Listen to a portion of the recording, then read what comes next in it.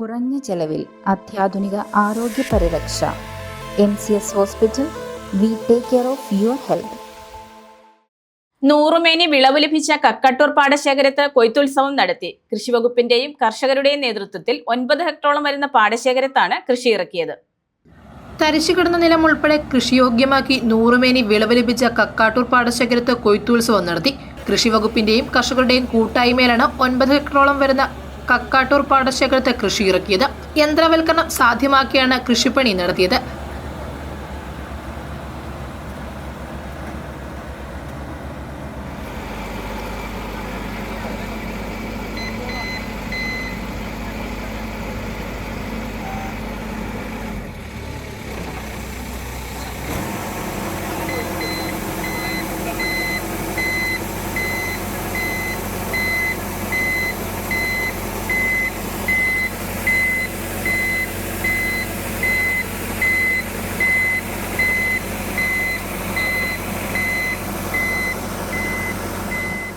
Kothamangalam MLA Antony John കൊയ്ത്തുത്സവത്തിന്റെ ഉദ്ഘാടനം നിർവഹിച്ചു. അവശേഷിക്കുന്ന തരിശുഭൂമിയും കൃഷിയോഗ്യമാക്കാൻ എല്ലാവരും ഒന്നിക്കണമെന്ന് ആന്റണി ജോൺ MLA പറഞ്ഞു. ഏതാണ്ട് 4 ഹെക്ടർ സ്ഥലത്ത് ഇവിടെ ഈ കർഷക കൂട്ടായ്മ, ഈ പ്രിയപ്പെട്ട കർഷകരെല്ലാം ചേർന്നുകൊണ്ട് വളരെ വിജയകരമായി നടത്തിയ നെൽകൃഷിയുടെ ഒരു വിളവെടുപ്പാണ് ഇന്നിപ്പോൾ നമ്മളിവിടെ നടത്തിയിട്ടുള്ളത്. നല്ല വിളവാണ് ഇവിടെ ലഭിച്ചത് എന്നതുപോലെ തന്നെ ഇതിൽ 4 ഹെക്ടർ സ്ഥലത്ത് ഏതാണ്ട് 1.5 ഹെക്ടർ സ്ഥലം തരിശായി കിടന്നിരുന്നതാണ്. ബാക്കിയുള്ള സ്ഥലമായിരുന്നു കൃഷി ചെയ്തിരുന്നത്.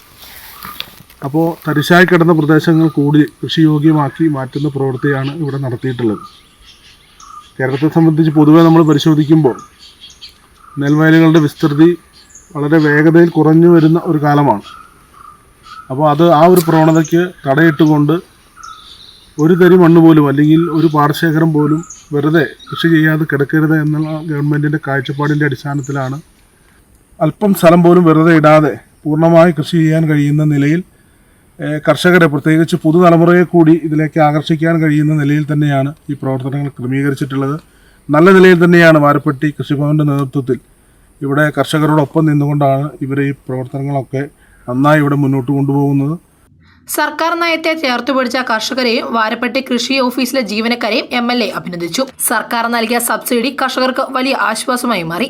കൃഷി അസിസ്റ്റന്റ് ഓഫീസർ സീജ ES, കർഷകരായ MV Thomas, Eldhose Koyakkattu, MB Eldhose, MJ Paulochan, Manoj Narayanan എന്നിവർ പങ്കെടുത്തു. News desk Muvattupuzha news. വിൽക്കുവാൻ ഏറ്റവും നല്ലത് നമ്മുടെ അച്ചയൻസ് തന്നെ. കേരളത്തിലെ നമ്പർ 1 ഗോൾഡ് ബയേഴ്സ് അല്ലേ അച്ചയൻസ് ഗോൾഡ്. എപ്പോഴും അച്ചയൻസ് ഗോൾഡിൽ 1-ാം വിലയിൽ സ്വർണം വിൽക്കാം. അത് നേരാ. അച്ചയൻസ് ഗോൾഡ് ആകുമ്പോൾ വിശ്വസ്തതയുടെയും കൃത്യതയുടെയും കാര്യത്തിൽ വിശ്വസിക്കാം. വിൽക്കുന്ന സ്വർണത്തിന് കൂടിയ വില കിട്ടും. എല്ലാ ഇടപാടുകൾക്കും സമ്മാനങ്ങളും ഉണ്ട്. അച്ചയൻസ് ഗോൾഡ് 20 വർഷത്തെ പാരമ്പര്യം, 26 ഷോറൂമുകൾ. കോൾ 8590046916.